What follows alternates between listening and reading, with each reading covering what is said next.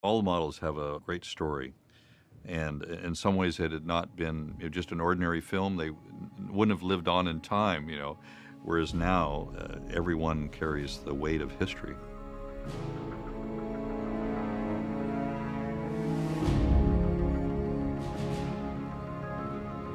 We haven't done this at ILM in close to 15 years. And I thought, this all sounds great, but I think the odds of this happening are pretty slim. And then it did.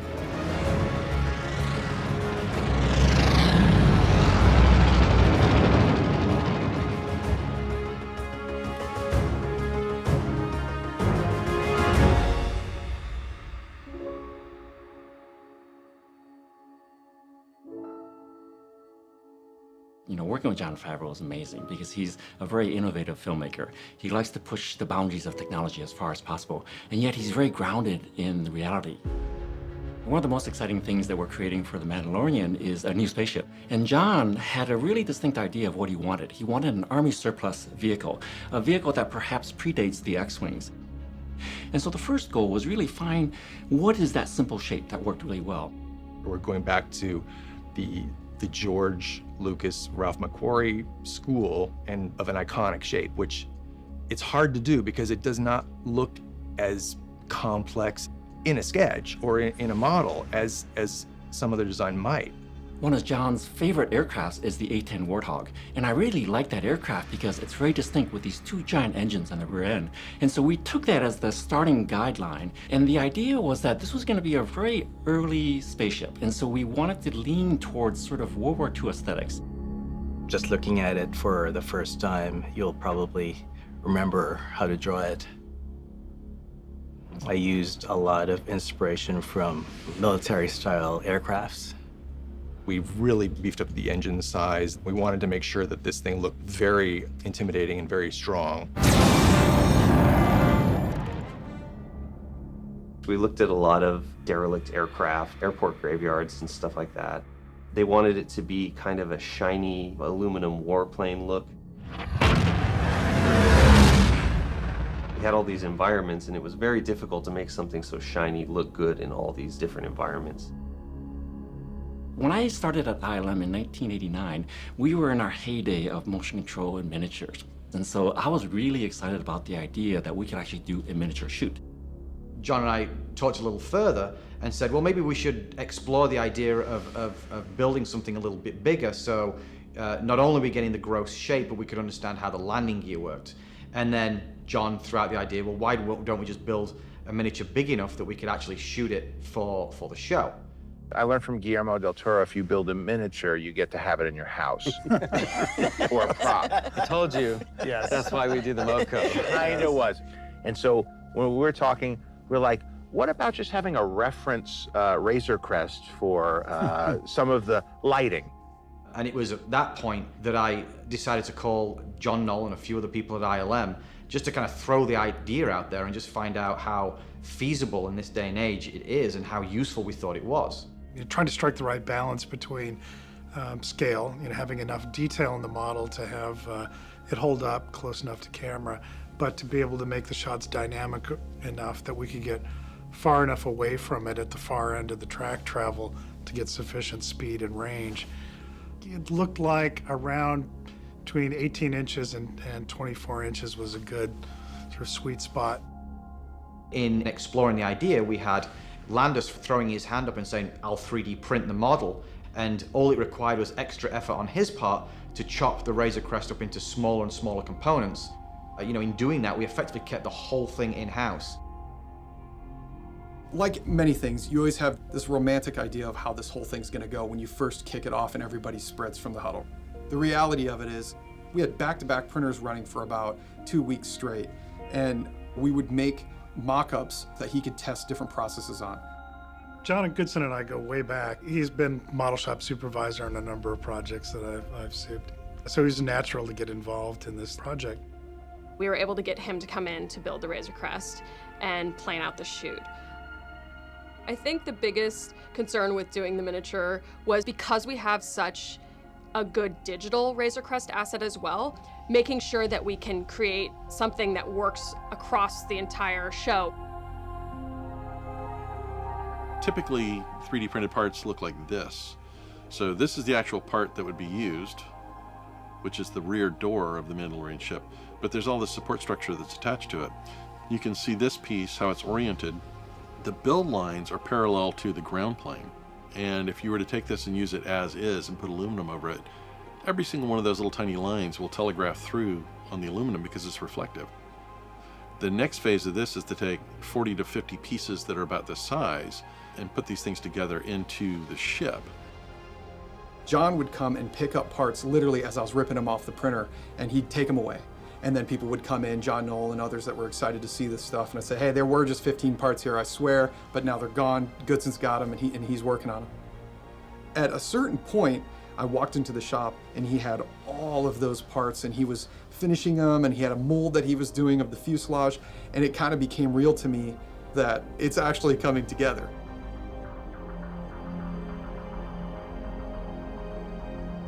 Once this was assembled, the mold was created with a part line right along the wing edge here that went all the way to the back. And that gave me a natural top and bottom for the pieces. A lot of what we were trying to do is channel, the ILM spirit back from the founding days, where there was a lot of constructing of equipment for just the purpose of executing a handful of shots. George had this idea of a used universe. I remember the idea came down from him. And he didn't want anything too slick or too well painted, or it also needed to look aged.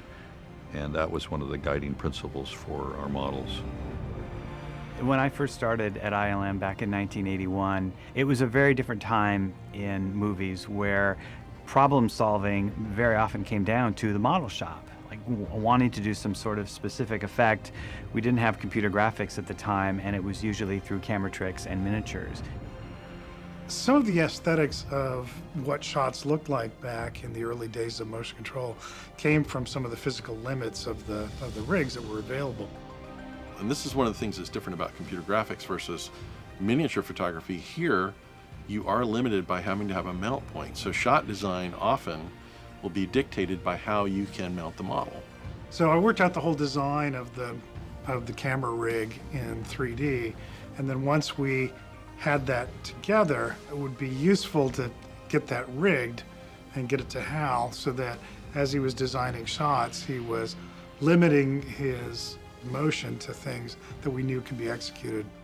John really wanted to get at exactly what it is that makes the space shots look the way they do in the original trilogy, and it's a really unique blend of things. And I could plan those things out in the CG environment, plan the camera move and the ship rotations, and then also figure out what the starfield was going to do behind it as a separate pass.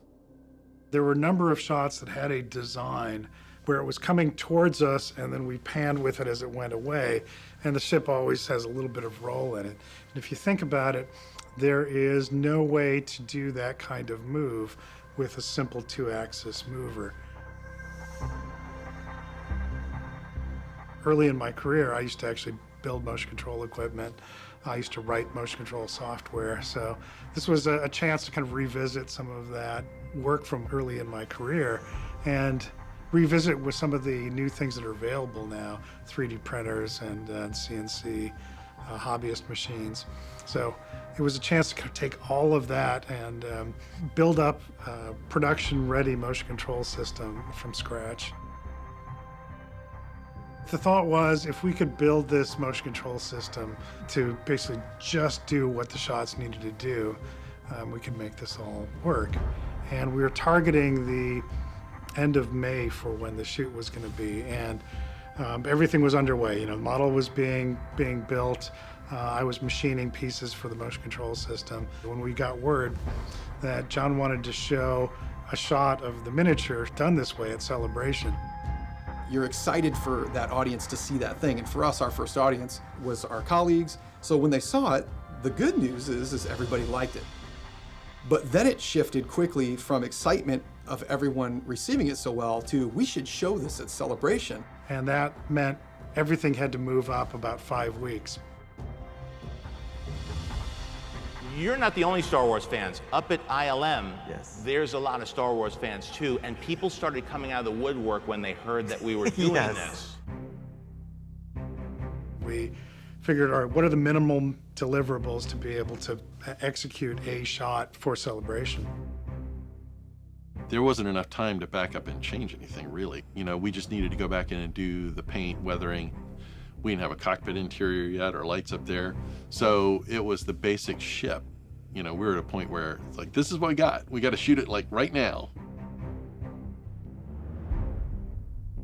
So we picked a shot that we thought could be done, that the miniature could be finished to a state that was sufficient to hold up in that flyby shot. John took the aluminum components that were going to be the vertical supports for his track. They became his track. He was able to get 15 feet of track, and we shot it in a conference room. The drive electronics and the software, there was no way it could be done 5 weeks early. So we rented an old Cooper system from General Lift, and these were the systems that we used to use on our motion control stages. You know, when the interface booted up, it was straight out of 1992. You know, coming from visual effects from way back when we were doing miniatures all the way to the transition to digital, and now we're given an opportunity to actually work on a miniature, it was just mind-blowing.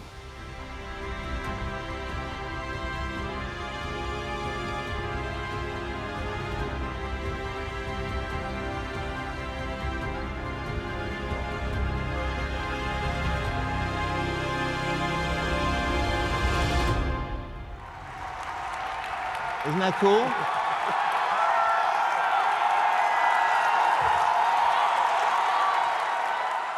And what was really wonderful was that very first early proof of concept, which was originally maybe 1 or 2 shots, start to evolve. And so the scope of the project actually started to expand, even though our schedule didn't expand. And what was really wonderful was that we realized, okay, look, maybe we can actually get the camera closer. But our cockpit wasn't fully built out. So John Goodson went in there on his own and started to trick out the cockpit. We added more lights, we finished the back end. And we really started to slowly work our way almost all the way around the model to create something that was just an incredible model that we could shoot from many different angles.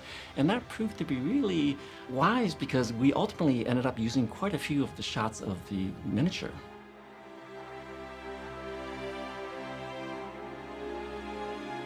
You know, when the day of the shoot arrived, everything was up and running, and it was running sufficiently to be able to do the shots. We have a 2-foot model of the Razor Crest from Mandalorian, and motion control system. We're going to be shooting about 15, 16 elements of it for Series 1.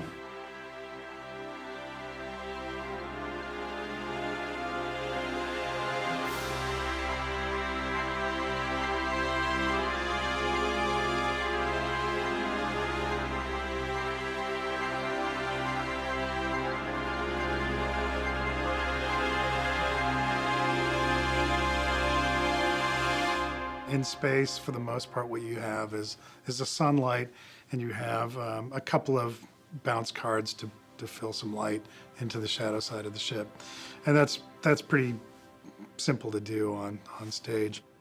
We had 2 shots that got added to the list that were in atmosphere, so daytime exterior flying through the sky. And those are very difficult to do on a soundstage. So the approach that we took was to take the Razor Crest and surround it with a foam core tent. I guess we called it a gazebo. And we used cinema projectors to project imagery, desert and sky imagery, up onto the gazebo so that the ship was completely surrounded by imagery that was the right color and the right gradients. And that gave us an environmental reflection on the ship, much like the kind we do in computer graphics. You know, I think what was more interesting was just how enthusiastic everybody was here. There was a buzz about the place from the folks that knew what we were doing, but in addition to the people that were helping out. It's been a little while since we've done a motion control shoot here. So we had a pretty steady parade of folks coming by who wanted to get a look to see the thing running. The impact of having that model was much broader than the 15 shots that it was in. It made the rest of the CG shots of the Razor Crest a lot better because we used the photography of the miniature to hold the CG model up to a really high standard. In the end, I think it's pretty hard to tell the difference. Jon Favreau was adamant that this felt like old school Star Wars. Everybody was all hands on deck. We were just trying to create the most incredible imagery on the screen as possible. It's fun to continue to dig into those old films and learn stuff about them you never knew before. It also speaks to one of the things I love about Industrial Light and Magic, which is the history of this place. The collaboration was exceptional, and the team was exceptional. And that's what I enjoy working with John and Doug and everybody else. The freedom you're given to be creative, to know that we are really just all playing with Star Wars toys like we're kids again.